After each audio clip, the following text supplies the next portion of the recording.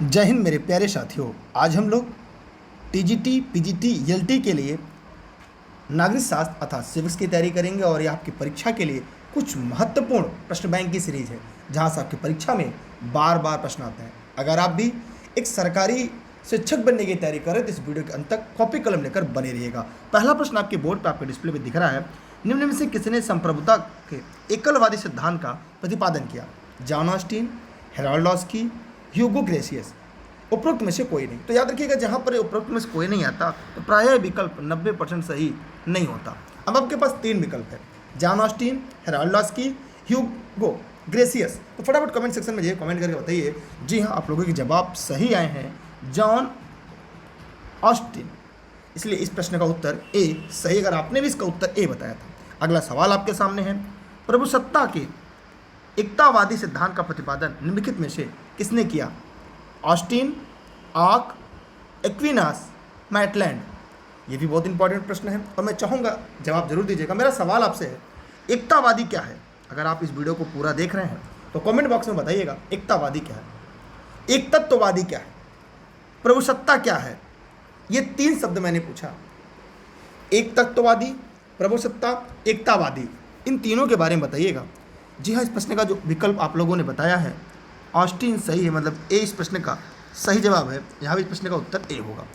हम बढ़ते हैं आज के अगले सवाल की तरफ। निम्न में से कौन संप्रभुता के बहुलवादी सिद्धांत का प्रथम प्रवर्तक था? एच.जे. लॉस्की, जियां बोदा, मैकाइवर, ऑटो वान गियर। तो जल्दी जल्दी कमेंट बॉक्स में जाइए और कमेंट करके बताइए इस प्रश्न का उत्तर क्या होगा। जी हाँ, इस प्रश्न का उत्तर आपके सामने से है डी, ऑटो वान गियर। माने संप्रभुता के बहुलवादी सिद्धांत का प्रथम प्रवर्तक ऑटो वान गियर्क थे। एक सवाल आता है कि संप्रभुता क्या है? तो जितने भी साथी इस वीडियो को देख रहे हैं बताएं। वैसे अगर आपने नोट्स लिया होगा लेनी भी दुर्गे से तो वहाँ पे आपको मिल गया होगा। हम चलते हैं आज के अगले सवाल की तरफ। जी आपके सामने प्रश्न नंबर 4 दिख रहा होगा। कह रहा है, जिन राज्यों में न्याय नहीं होता वह डाकुओं का समूह है। ये शब्द किसने का आपने देखा होगा।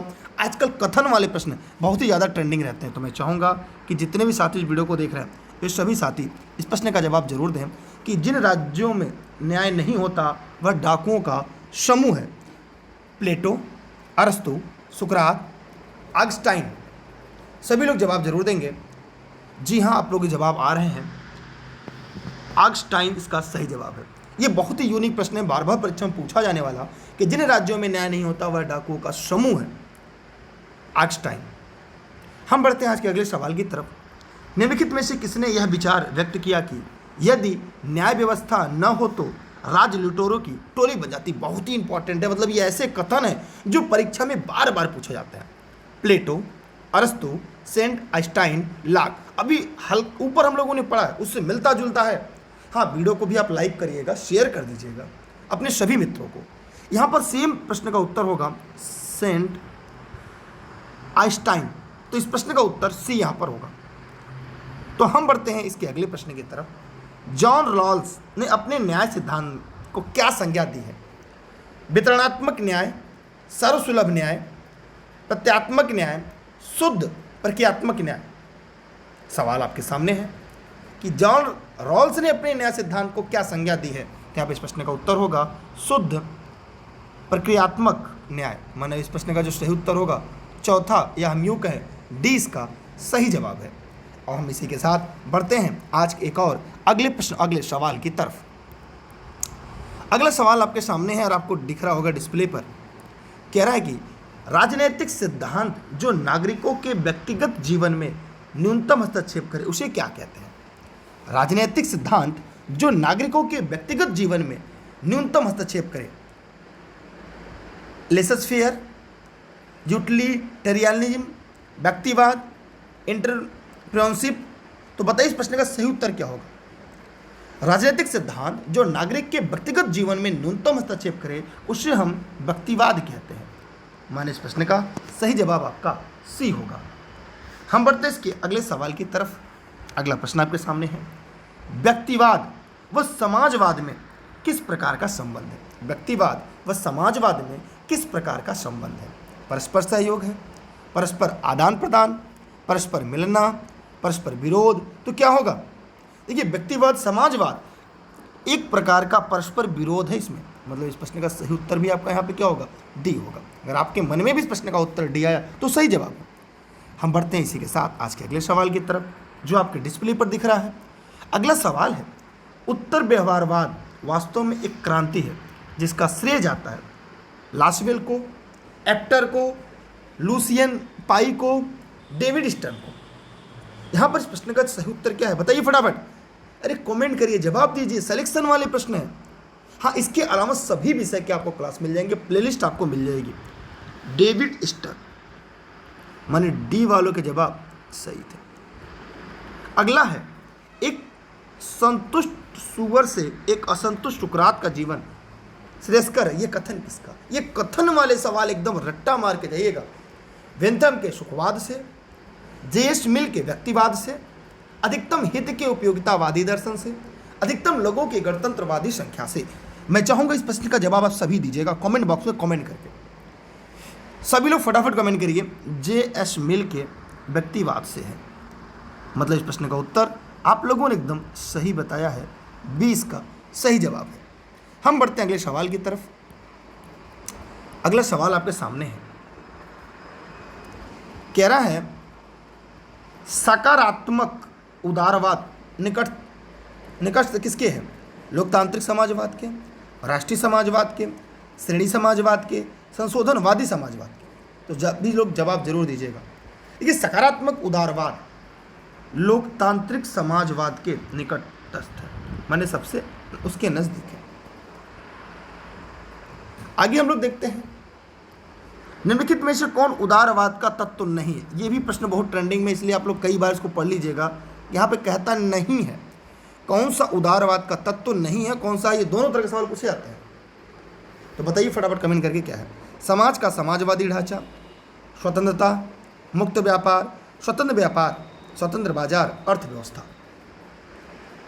जल्दी जल्दी जवाब दीजिएगा सभी लोग। देखिए, समाज का समाजवादी ढांचा, मतलब इस प्रश्न का सही उत्तर आपका ए होगा। अगर आपने इस प्रश्न का उत्तर ए बताया है तो दिए गए प्रश्न का जवाब सही है। इसी के साथ हम बढ़ते हैं एक और अगले सवाल की तरफ, एक और अगले प्रश्न की तरफ। अगला है आपके सामने, राज्य के बारे में यांत्रिक दृष्टिकोण उत्तरदायी है आदर्शवाद के विकास के लिए, उदारवाद के विकास के लिए, मार्क्सवाद के विकास के लिए, समाजवाद के विकास के लिए। तो जितने भी साथी वीडियो को देख रहे हैं जरूर बताएं कि राज्य के बारे में यांत्रिक दृष्टिकोण उत्तरदायी है। सभी लोग जवाब जरूर दीजिएगा।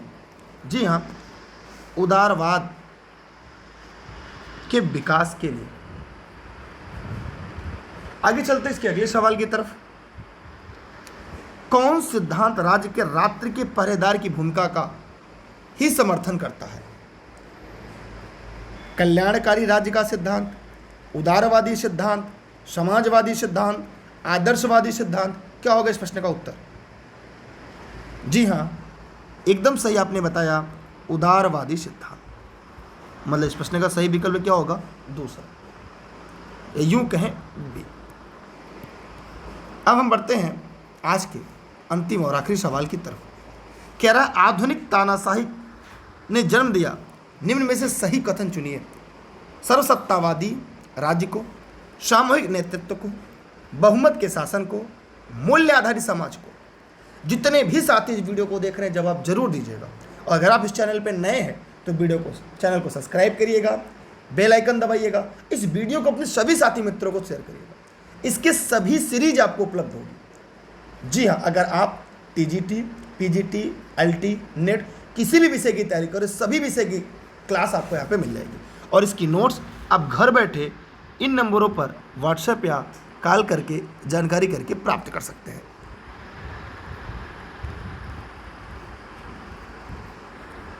ये सभी क्लास आपके जनपद जौनपुर से चलते हैं।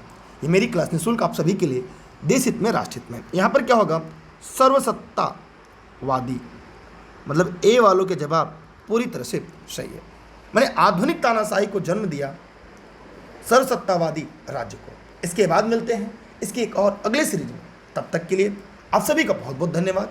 आप सभी का बेस्ट ऑफ लक, क्योंकि अब की बार एक सीट हमार। जी हाँ मेरे साथी, इस वीडियो को अपने साथी मित्रों तक पहुंचा के रखिएगा। Thank you, bye bye. मिलते हैं अगली क्लास में, तब तक के लिए जय हिंद जय भारत।